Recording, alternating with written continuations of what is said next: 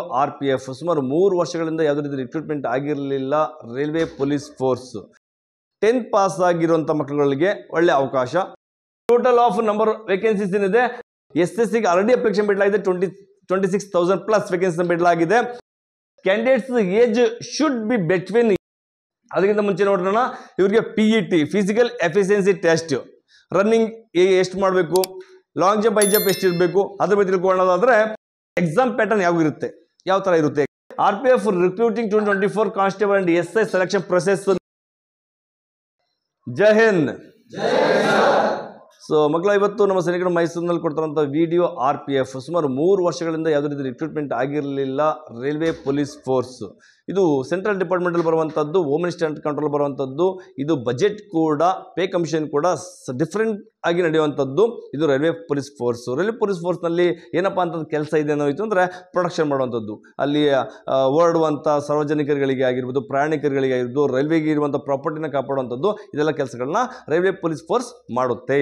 So ಹಾಗಾದ್ರೆ ಬನ್ನಿ ತಿಳ್ಕೊಳ್ಳೋಣ. ಸೊ ರೈಲ್ವೆ ಪೊಲೀಸ್ ಫೋರ್ಸ್ ಬಗ್ಗೆ ಸೊ ಏನಪ್ಪ ಅಂದರೆ 2024ನಲ್ಲಿ ವೇಕೆನ್ಸಿನ ಬಿಡಲಾಗ್ತಾ ಇದೆ.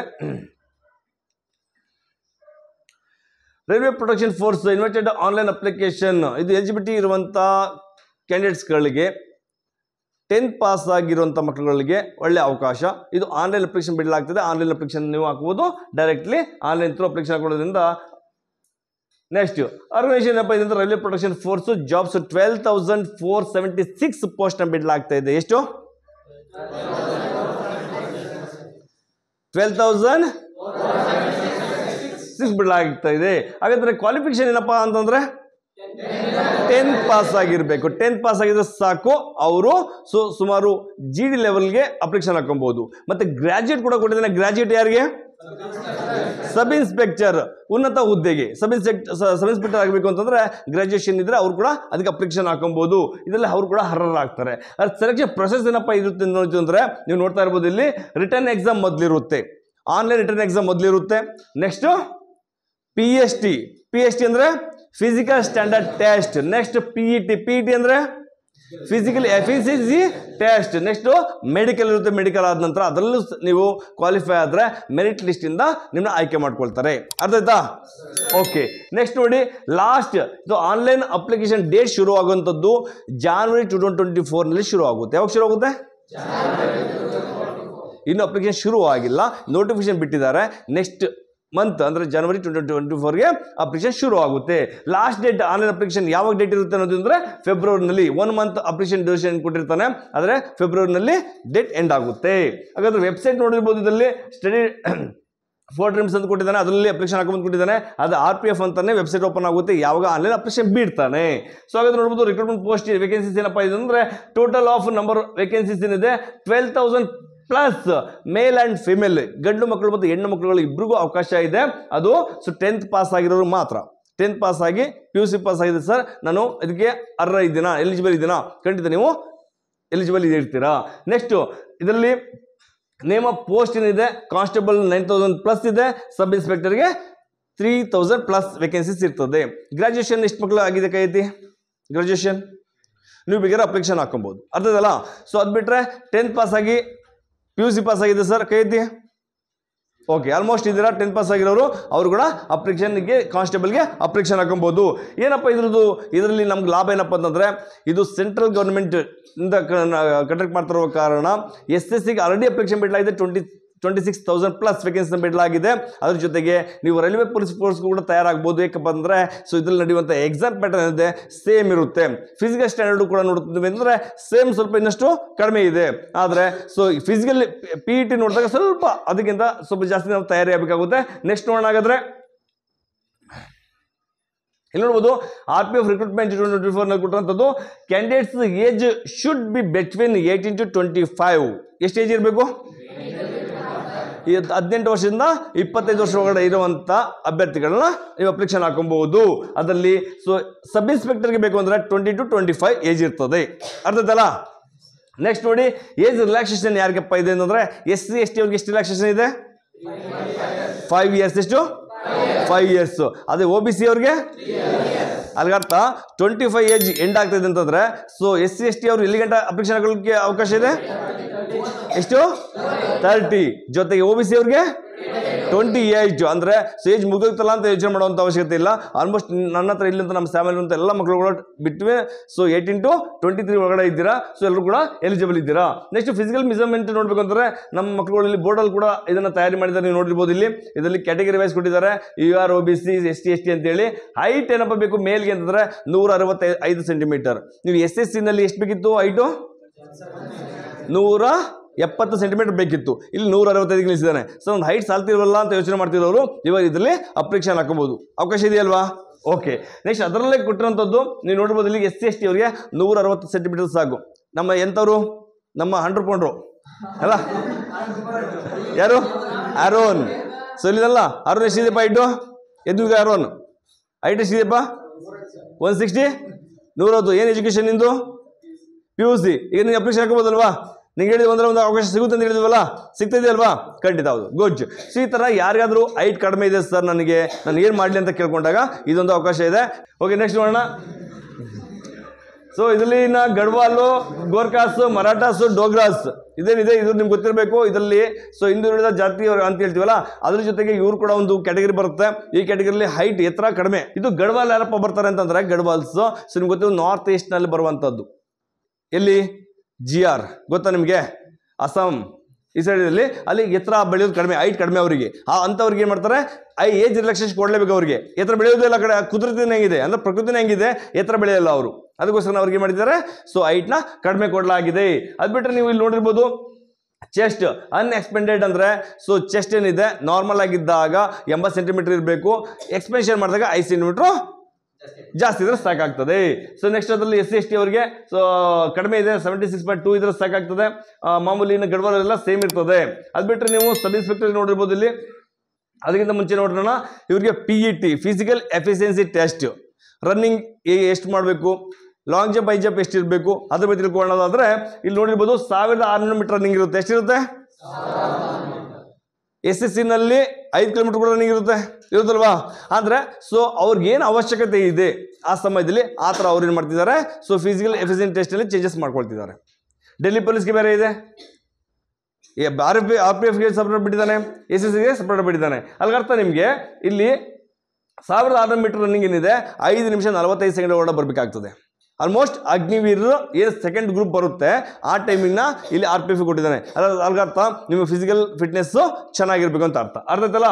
ಸೊ ಅದು ಬಿಟ್ಟರೆ ಇದು ಕೊಟ್ಟಿರೋಂಥದ್ದು 800 ಮೀಟರ್ ಕೊಟ್ಟಿದ್ದಾರೆ. ಅದು ಹೆಣ್ಮಕ್ಳುಗಳಿಗೆ, ಫಿಮೇಲ್ಸ್ಗೆ 3 ನಿಮಿಷ 40 ಸೆಕೆಂಡ್ ಒಳಗಡೆ ಬರಬೇಕಾಗುತ್ತೆ. 800 ಮೀಟರ್ ರನ್ನಿಂಗ್ ಮಾಡಬೇಕಾಗುತ್ತೆ. ಸೊ 400 ಮೀಟರ್ದು 2 ಟ್ರ್ಯಾಕ್ ಕಂಪ್ಲೀಟ್ ಮಾಡಬೇಕಾಗ್ತದೆ. ನೆಕ್ಸ್ಟ್ ನೋಡ್ಬೇಕಂತದ್ದು ಲಾಂಗ್ ಜಂಪ್ ನೋಡಬೇಕು. ಮೇಲ್ಗೆ 14 ಫೀಟ್ ಜಂಪ್ ಮಾಡಬೇಕು. ಹೆಣ್ಮಕ್ಳು 9 ಫೀಟ್ ಜಂಪ್ ಮಾಡಬೇಕು. ಹೈ ಜಂಪ್ ಹೋಯ್ತಂದ್ರೆ 4 ಫೀಟ್ ಮತ್ತು 3 ಫೀಟ್ ಇರ್ತದೆ. ಅರ್ಥ ಆಯ್ತಲ್ಲ? ಓಕೆ, ಹಾಗಾದ್ರೆ ನೋಡೋಣ. ಸೊ ಇದು ಸೇಮ್ ಕೆಳಗಡೆ ಕ್ಯಾಟಗರಿ ಕೊಟ್ಟಿರುವಂಥದ್ದು ಸಬ್ ಇನ್ಸ್ಪೆಕ್ಟರ್ಗೆ. ಸೊ ಸಬ್ ಇನ್ಸ್ಪೆಕ್ಟರ್ ಏನಿರುತ್ತೆ? PST ಅಂತಂದ್ರೆ PST ಸೇಮ್ ಇರುತ್ತೆ, ಇದಕ್ಕೂ ವ್ಯತ್ಯಾಸ ಇಲ್ಲ. ಇಲ್ಲಿ ನೋಡ್ತಿದ್ರಲ್ಲ, ಸೊ ಕಾನ್ಸ್ಟೇಬಲ್ಗೂ ಮತ್ತೆ ಇಲ್ಲಿ ಸಬ್ ಇನ್ಸ್ಪೆಕ್ಟರ್ಗೂ ಕೂಡ ಸೇಮ್ ಹೈಟ್ ಚೆಸ್ಟ್ ಸೇಮ್ ಇರುತ್ತೆ. ಆದರೆ ಸೊ ವ್ಯತ್ಯಾಸ ಆಗುವಂಥದ್ದು ಇಲ್ಲಿ ನೋಡ್ಬೋದು ನೀವು, ಇಲ್ಲಿ ಸ್ವಲ್ಪ ವ್ಯತ್ಯಾಸ ಆಗ್ತದೆ. PET ನಲ್ಲಿ ನೋಡಿದಾಗ 1600 ಮೀಟರ್ ರನ್ನಿಂಗ್ ಏನಿದೆ 6 ನಿಮಿಷ 30 ಸೆಕೆಂಡು ಅಂದರೆ 45 ಸೆಕೆಂಡ್ ವ್ಯತ್ಯಾಸ ಆಯಿತು.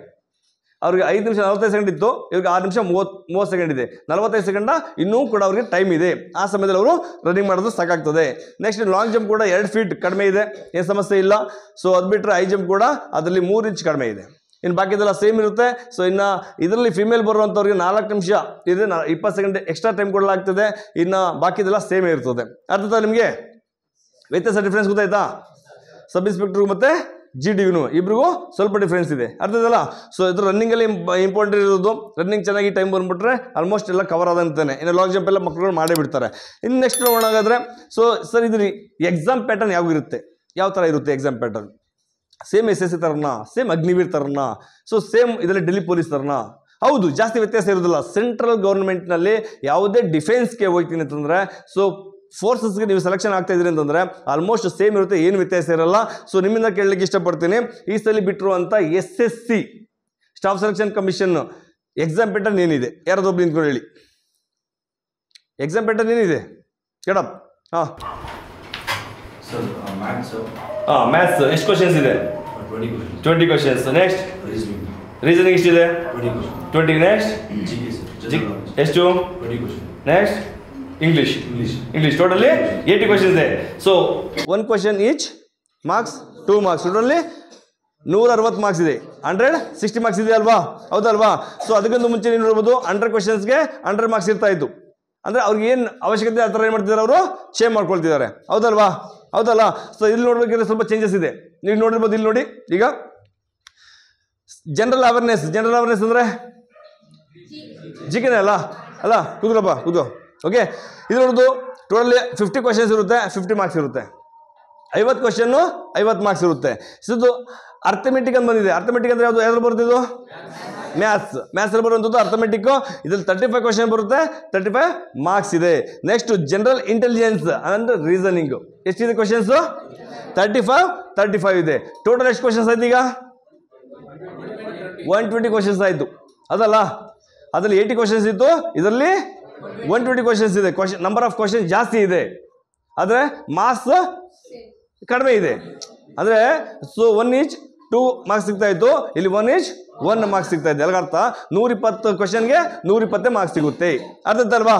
ಅರ್ಥ ಆಯ್ತಾ? ಸೊ ನೆಕ್ಸ್ಟ್ ನೋಡೋಣ. ನೆಗೆಟಿವ್ ಇದೆ. Yes, correct. ಯಾರಿಗೆ ಕೇಳಿದ್ದು? ಎಲ್ಲಿಗೆ ಹೇಳು? ಏನು ಹೆಸರು ನಿಂದು? ಮಹೇಶ್. ಏನು ಕೇಳಿದಪ್ಪ? ಎಸ್, ಎಕ್ಸಾಕ್ಟ್ಲಿ ನೆಗೆಟಿವ್ ಇದೆ. ಇದರಲ್ಲಿ 1/3 ಅಂದರೆ ಸೊ ಅಲ್ಲಿಗರ್ಥ 3:1 ಇದರಲ್ಲಿ ಬರುವಂಥದ್ದು.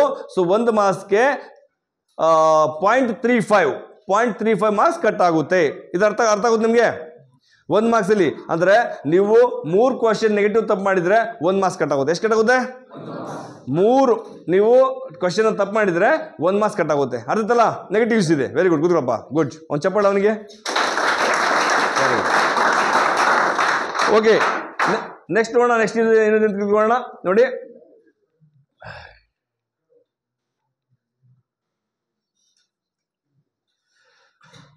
ಇದರಲ್ಲಿ ತಿಳ್ಕೊಬೇಕಂದ್ರೆ ನೆಗೆಟಿವ್ಸ್ ಏನು ಹೇಳಿದ ಅಲ್ಲಿ ಕೊಟ್ಟಿದ್ದಾನೆ, ಇದರಲ್ಲಿ ಕೊಟ್ಟಿದ್ದಾನೆ ನೋಡ್ಬೋದು ಇದರಲ್ಲಿ. ಸೊ ನೋಟ್ ಅಂತ ಇದೆಯಲ್ಲ, ಅದು ಕಡೆ ನೋಡಿ. ಇಲ್ಲಿ ಏನು ಕೊಟ್ಟಿದ್ದಾನೆ? ಇಲ್ಲಿ 1/3 ಅಂತ ಕೊಟ್ಟಿದ್ದಾನಲ್ವಾ? ಸೇಮ್ ಕೊಟ್ಟಿದ್ದಾನೆ. ಈ ಕಾನ್ಸ್ಟೇಬಲ್ ಪೇ ಸ್ಕೇಲ್ ಏನಪ್ಪ? ಇದರಲ್ಲಿ ಮುಖ್ಯವಾದಂಥದ್ದು. ಹೌದು, ನಾವು ಸೇವೆಗಂತ ಹೋಗ್ತೀವಿ. ಸೇವೆ ನಾವು ನಮ್ಮ ದೇಶ ಸೇವೆ ಮಾಡ್ತಾ ಇದೀವಿ ಅಂದಮೇಲೆ, ನಾವು ಸಾರ್ವಜನಿಕರ ಸೇವೆ ಮಾಡ್ತಾ ಇದೀವಿ ಅಂದಮೇಲೆ, ನಾವು ಪ್ರಯಾಣಿಕರ ಸೇವೆ ಮಾಡ್ತಾ ಇದ್ದ ಮೇಲೆ ನಮಗೂ ಸೇವೆ ಮಾಡೋರು ಯಾರು? ಹೌದು, ಸರ್ಕಾರ ನಮ್ಮ ಸೇವೆ ಮಾಡುತ್ತೆ. ಅದ್ರಲ್ಲಿ ಯಾವ ರೀತಿ ಕಂಜೂಸ್ ಮಾಡಲ್ಲ. ಯಾಕೆಂದರೆ ನಾವು ಇನ್ನೊಬ್ಬರನ್ನ ನೋಡ್ಕೊಳ್ಳೋ ಶಕ್ತಿ ನಮ್ಮಲ್ಲಿ ಇದೆ, ಆಮೇಲೆ ನಮ್ಮ ನೋಡ್ಕೊಳ್ಳೋ ಶಕ್ತಿ ಸರ್ಕಾರಕ್ಕೆ ಇರ್ತದೆ. ಇದು ಸತ್ಯ. ಇದು ನೋಡೋದು ಕಾನ್ಸ್ಟೇಬಲ್ ಪೇ ಸ್ಕೇಲ್ ಇದೆ. 21,700 ಎಷ್ಟಿರುತ್ತೆ? 21,700 ಇಂದ ಶುರು ಆಗುತ್ತೆ. ಇದು 7th ಪೇ ಕಮಿಷನ್ ರೂಲ್ಸ್ ಇರುವಂಥದ್ದು. ಮತ್ತು 8th ಕಮಿಷನ್ ಬಂದಾಗ ಇನ್ನಷ್ಟು ಜಾಸ್ತಿ ಆಗುತ್ತೆ. ಅದು ಬಿಟ್ಟು ಸಬ್ ಇನ್ಸ್ಪೆಕ್ಟರ್ಗೆ 35,400 ಶುರು ಆಗುತ್ತೆ. ಸರ್, ಇಷ್ಟೇನಾ ಪೇ ಸ್ಕೇಲ್ ಅನ್ಕೋಬೇಡಿ. ಇದರಲ್ಲಿ DA ಇನ್ಕ್ಲೂಡ್ ಸಪ್ರೇಟ್ ಆಗುತ್ತೆ. DA ಅಂದರೆ ಡಿಯರ್ನೆಸ್ ಅಲೌನ್ಸ್ ಅಂತ ಶುರುವಾಗ್ತದೆ. ಮತ್ತು ನೀವು ಪ್ರಯಾಣದಲ್ಲಿ ಹೋಗ್ಬೇಕಿದ್ರೆ DA ಅಂತ ಬರುತ್ತೆ ಸಪ್ರೇಟಾಗಿ. ಓಕೆ, ಒಂದು ಕಡೆ ಇನ್ನೊಂದು ಕಡೆ ಪ್ರಯಾಣ ಮಾಡಿದಾಗ ನಿಮ್ಗೆ ಇಷ್ಟೊಂದಲ್ಲಿ ಸಪ್ರೇಟಾಗಿ ಪ್ಯಾಕೇಜ್ ಕೊಡ್ತಾರೆ. ಈ ಥರ ನಿಮಗೆ ಸುಮಾರು 50,000 ನಿಯರ್ ನಿಮಗೆ ಸ್ಯಾಲ್ರಿ ಮಂತ್ಲಿ ಶುರು ಆಗ್ಬಿಡುತ್ತೆ. ಅರ್ಥ ಆಯ್ತಲ್ಲ? ಓಕೆ, ಅದಲ್ಲದೆ ನಿಮಗೆ ರೈಲ್ವೆ ಟಿಕೆಟ್ ಫ್ರೀ ಸಿಗುತ್ತೆ. ಜೊತೆಗೆ ನಿಮಗೆ ಮೆಡಿಕಲ್ ಅಂತ ಫ್ರೀ ಇರ್ತದೆ. ನಿಮ್ಮ ಫ್ಯಾಮಿಲಿಗೆ ಸುಮಾರು ಕನ್ಸೆಷನ್ ಇರ್ತದೆ. ಇದೆಲ್ಲವೂ ಕೂಡ ಅವರಲ್ಲಿ ನಿಮಗೆ ಆಫರ್ನ ಕೊಡಲಾಗ್ತದೆ. ಕ್ವಾರ್ಟರ್ಸ್ ಫ್ರೀ ಕೊಡ್ತಾರೆ. ಇದು ಇನ್ನಷ್ಟು ನಿಮಗೆ ವ್ಯವಸ್ಥೆಗಳನ್ನ ಫ್ರೀಯಾಗಿ ಕೊಡಲಾಗ್ತದೆ. ಹಾಗಾದ್ರೆ ನೋಡಿ, ನೆಕ್ಸ್ಟ್ ನೋಡಿ, ಇಲ್ಲಿ RPF recruiting 2024 constable and SI selection process ನಿಮ್ಗೆ ಆಲ್ರೆಡಿ ಮೊದಲೇ ತಿಳಿಸಿದ್ದೆ. ಅದು ಸ್ವಲ್ಪ ಇನ್ ಡೆಪ್ತ್ ತಿಳಿಸಿದ್ದಾನೆ. ಕಂಪ್ಯೂಟರ್ ಬೇಸ್ಡ್ ಟೆಸ್ಟ್ ನೋಡಿ, ಯಾವ ಥರ ನಡೆಯುತ್ತಿದ್ದು? Online computer based examination. ಇದು ಯಾವ ರೀತಿ ಮ್ಯಾನ್ಯಲ್, ನೀವು ಕ್ವಶನ್ ಪೇಪರ್ ಕೊಡಲ್ಲ, ನೀವು ಹೋಮ್ವರ್ಕ್ ಶೀಟ್ ಫಿಲ್ ಮಾಡ್ಕೊಳಂಗಿಲ್ಲ. ಇದರಲ್ಲಿ ಏನು ಮಾಡ್ತಾರೆ, ನಿಮಗೆ ಡೈರೆಕ್ಟ್ಲಿ ಕಂಪ್ಯೂಟರ್ ಕೊಡ್ತಾರೆ. ಕಂಪ್ಯೂಟರ್ನಲ್ಲಿ ನಿಮಗೆ ಆಪ್ಷನ್ ಇರ್ತದೆ. ಅದರಲ್ಲಿ 3 ಸಬ್ಜೆಕ್ಟ್ ಇತ್ತು ಅಂದ್ರೆ 3 ಸಬ್ಜೆಕ್ಟ್ ಕೊಟ್ಟಿರ್ತಾರೆ. ಅದ್ರಲ್ಲಿ ಟೈಮ್ ಸ್ಟಾರ್ಟ್ ಆಗುತ್ತೆ. ಟೈಮ್ ಸ್ಟಾರ್ಟ್ ಆದಮೇಲೆ ನಿಮ್ಮದು ಟೈಮ್ ಕೂಡ ಅದೇ ಎಂಡ್ ಆಗ್ಬಿಡುತ್ತೆ. ನೀವು ಅಲ್ಲಿ ಕಾಯೋಂಗೇ ಇಲ್ಲ. ನೀವು ಆ ಸಮಯದಲ್ಲಿ ನೀವು ಬೇಗ ಆನ್ಸರ್ನ ಮಾಡ್ಕೋಬೇಕಾಗುತ್ತೆ. ಅರ್ಥದಲ್ಲ? ಅದ್ರ ಬಗ್ಗೆ ನಮ್ಮ ಸೈನಿಕರ ಮೈಸೂರಲ್ಲಿ ನಿಮಗೆ ಪ್ರಾಕ್ಟಿಕಲ್ ನಮಗೆ ಸಿಸ್ಟಮಲ್ಲೂ ಕೂಡ ನೀವು ಪ್ರಾಕ್ಟೀಸ್ ಮಾಡಿಸ್ತೀವಿ ಖಂಡಿತ ನಿಮಗೆ. ಸೊ ಯಾವಾಗ ನಿಮಗೆ ಸಿಲೆಬಸ್ ಮುಗಿತಾ ಬರ್ತದೆ ಅವಾಗ ನಿಮಗೆ ಪ್ರತಿದಿನ ಕೂಡ ಇಷ್ಟು ಮಕ್ಕಳಿಗೆ ಅಂತೇಳಿ ತಯಾರಿ ಮಾಡ್ತೀವಿ. ತಯಾರಿ ಮಾಡೋದನ್ನ ಮಕ್ಕಳಿಗೆ ಎಕ್ಸಾಮ್ಗೆ ಹೋದಾಗ ಗಾಬರಿ ಆಗಲ್ಲ. ಹೌದು, ನಾವು ಈ ಥರ ಮಾಡ್ಬೋದು ಅಂತ ಹೇಳ್ತಾರೆ. ಅದಕ್ಕೋಸ್ಕರ ಲಾಸ್ಟ್ ಬ್ಯಾಚಲ್ಲಿ ಸೆಲೆಕ್ಷನ್ ಅಂತ SSC ಮಕ್ಕಳಿಗೆ ಪ್ರಾಕ್ಟೀಸ್ ಮಾಡೋದ್ರಿಂದಾಗಿ ಹೆಚ್ಚಿನ ಮಕ್ಕಳು ಸೆಲೆಕ್ಷನ್ ಆಗಿ ಡ್ಯೂಟಿಗೆ ಹೋಗಿದ್ದಾರೆ. ಸೊ ನೆಕ್ಸ್ಟ್ ನೋಡ್ಬೋದು ನೀವು. ಅದು ಬಿಟ್ಟರೆ PMT ಅಂತ ಇರ್ತದೆ. PET ಆಲ್ರೆಡಿ ಹೇಳಿದ್ದೀನಿ. Physical efficiency test, PMT medical test ಇರುತ್ತೆ. ನಂತರ ಡಾಕ್ಯುಮೆಂಟ್ ವೆರಿಫಿಕೇಶನ್ ಆಗುತ್ತೆ. ಏನು ಡಾಕ್ಯುಮೆಂಟ್ ಸಬ್ಮಿಟ್ ಮಾಡಿದ್ದೀರಾ ಅದು ವೆರಿಫಿಕೇಶನ್ ಆಗ್ತದೆ. ನೆಕ್ಸ್ಟ್ ಮೆಡಿಕಲ್ ಎಕ್ಸಾಮಿನೇಷನ್ ಫೈನಲ್ ಆಗ್ತದೆ. ನೆಕ್ಸ್ಟ್ ಇದರಲ್ಲಿ ಅಪ್ಲಿಕೇಶನ್ ಫೀಸ್ ಏನಿದೆ ಅದ್ರ ಬಗ್ಗೆ ತಿಳ್ಕೊಳ್ಳೋಣ. ಅಪ್ಲಿಕೇಶನ್ ಫೀಸ್ ನೋಡಬೇಕು ಅಂತಂದ್ರೆ ಇದರಲ್ಲಿ SC ST ಹಿಂದುಳಿದ ವರ್ಗದವರಿಗೆಲ್ಲ ಫೀಸ್ ಯಾವುದೇ ರೀತಿ ಆನ್ಲೈನ್ ಅಪ್ಲಿಕೇಶನ್ ಹಾಕಿದ್ರೆ ಯಾವುದೇ ರೀತಿ ಫೀಸ್ ಇರೋದಿಲ್ಲ, ಫೀಸ್ ರಿಯಾಯಿತಿ ಇರ್ತದೆ, ರಿಲ್ಯಾಕ್ಸೇಷನ್ ಇರುತ್ತೆ. ಇನ್ನು ಫಾರ್ ಅದರ್ಸ್ ಮೀನ್ಸ್ ಇನ್ನು ಜನರಲ್ ಕ್ಯಾಟಗರಿ OBC ಅವರಿಗೆ ₹100 ನೀವು ಆನ್ಲೈನ್ ಪೇ ಮಾಡಬೇಕಾಗುತ್ತೆ. ಅರ್ಥ ಆಯ್ತಲ್ಲ. ನೆಕ್ಸ್ಟ್ ಹೌ ಟು ಅಪ್ಲೈ ಅಂತ ಕೇಳ್ಕೊಂಡಾಗ ಸೊ ಇದರಲ್ಲಿ ವೆಬ್ಸೈಟ್ನಲ್ಲಿ ನೀವು ಡೈರೆಕ್ಟಾಗಿ ಹೋಗಿ ಅಪ್ಲಿಕೇಶನ್ ಹಾಕೊಬೋದು. ನಮ್ಮ ಸ್ಯಾಮ್ನಲ್ಲಿ ನಿಮ್ಗೆ ಆಲ್ರೆಡಿ ನಾವೆಲ್ಲಿ ಅಪ್ಲಿಕೇಶನ್ ಹಾಕೊಡ್ತೀವಿ, ನಿಮ್ಗೆ ಅಂಥದ್ದು ಸಮಸ್ಯೆ ಆಗೋದೇ ಇಲ್ಲ. ನಾವೆಲ್ಲಿ ಅಪ್ಲಿಕೇಶನ್ ಎಲ್ಲರಿಗೂ ಹಾಕೊಡ್ತೀವಿ. SSCಗೆಲ್ಲ ಅಪ್ಲಿಕೇಶನ್ ಹಾಕೊಂಡಿದ್ದೀರಾ? ಎಷ್ಟು ಮಕ್ಕಳು ಅಪ್ಲಿಕೇಶನ್ ಹಾಕೊಂಡಿದ್ದೀರಾ? ಕೈ ಎತ್ತಿ. ನೀವೆಲ್ಲ SSCಗೆ ಅಪ್ಲಿಕೇಶನ್ ಹಾಕೊಂಡಿರೋರಾ? ಪಕ್ಕ ಚೆಕ್ ಮಾಡ್ಕೊಂಡಿದ್ದೀರಾ? ಓಕೆ, ಎಲ್ಲ ಅಪ್ಲಿಕೇಶನ್ ಹಾಕೋಬೇಕು, ಯಾರು ಬಿಡೋಕೆ ಹೋಗ್ಬೇಡಿ. ಓಕೆ, ನೆಕ್ಸ್ಟ್ ನೋಡೋಣಾಗಾದ್ರೆ ಸೊ ನೋಡಿ ಇದರಲ್ಲಿ ಕೇಳಿರುವಂಥದ್ದು ಕ್ಯಾಂಡಿಡೇಟ್ ಅಪ್ಲೈ ವೇಕೆನ್ಸೀಸ್, ಅದರಲ್ಲಿ ನಂಬರ್ ಆಫ್ ವೇಕೆನ್ಸಿ ಮೇಲ್ಗೆ ಎಷ್ಟು ಫಿಮೇಲ್ಗೆ ಎಷ್ಟು ಅಂತ ಕೊಟ್ಟಿಲ್ಲ. ಅದು ಯಾವಾಗ ಆನ್ಲೈನ್ ಅಪ್ಲಿಕೇಶನ್ ಬಿಡ್ತಾನೆ ಅವಾಗ ಕೊಡ್ತಾನೆ, ಅದನ್ನು ನೋಡ್ಕೊಳ್ಳೋಣ. ಇದರಲ್ಲಿ ಕೊಟ್ಟಂತ ಹೌ ಟು ಅಪ್ಲೈ ಸೊ RPFಗೆ ಕೊಟ್ಟಿದ್ದಾನೆ, ಅದು ವೆಬ್ಸೈಟ್ನ ಬಿಡ್ಲಾಗ್ತದೆ, ಅವಾಗ ನಾವೇ ಅಪ್ಲಿಕೇಶನ್ ಕೊಡ್ತೀವಿ. ಅದ್ರ ಬಗ್ಗೆ ಜಾಸ್ತಿ ಗಮನ ನಿಮ್ಗೆ ಬೇಡ. ನೆಕ್ಸ್ಟ್ ಇನ್ನು ಬೇಕಿರೋಂಥದ್ದು ಆಲ್ಮೋಸ್ಟ್ ಕ್ಲಿಯರ್ ಆಗಿದೆ. ಓಕೆ, ಸೊ ಇದನ್ನು ಕೊಟ್ಟಂಥ RPF ರೈಲ್ವೆ ಪೊಲೀಸ್ ಫೋರ್ಸ್ನ ನೋಟಿಫಿಕೇಶನ್ ಬಗ್ಗೆ ಅಪ್ಡೇಟ್ ಮಾಡಿದ್ದೀನಿ. ಎಷ್ಟು ಮಕ್ಕಳಿಗೆ ಇದು ಅರ್ಥ ಆಯಿತು? ಅರ್ಥ ಆಗಿರೋರು ಕೈ ಎತ್ತಿ. ಯಾರಿಗೆ ಅರ್ಥ ಆಗಿದೆ ಕೈ ಎತ್ತಿ. ಇದೆಲ್ಲ ಅರ್ಥ ಆಗಿದೆಯಾ? ರೈಲ್ವೆ ಪೊಲೀಸ್ ಫೋರ್ಸ್ ಅವರ ಡ್ಯೂಟಿ ಏನು? ಯಾರಾದರೂ ಒಬ್ರು ಎದ್ಕೊಂಡು ಹೇಳಿ. ಈಗ ನಾವು ರೈಲ್ವೆ ಸ್ಟೇಷನ್ ಅಲ್ಲಿ ಪ್ರೊಟೆಕ್ಷನ್ ಕೊಡೋದು.